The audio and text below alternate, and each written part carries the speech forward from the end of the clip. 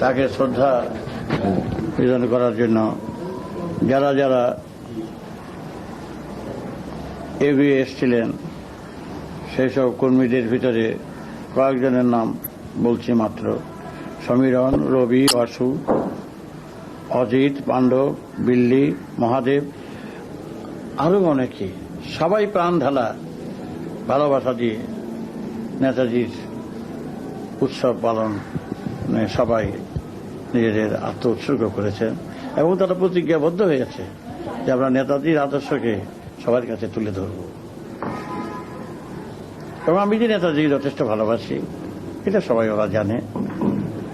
এবং আমার ফটো বসাতে চেয়েছিল, আমি বললাম যে নেতাজির উৎসবে আমার কোনো ফটো রাখবে না। তাকে শ্রদ্ধা নিবেদন করো। কিন্তু দুঃখের বিষয়, আজও সরকার মহলে, অনেক মহলে তার ফটো নাই।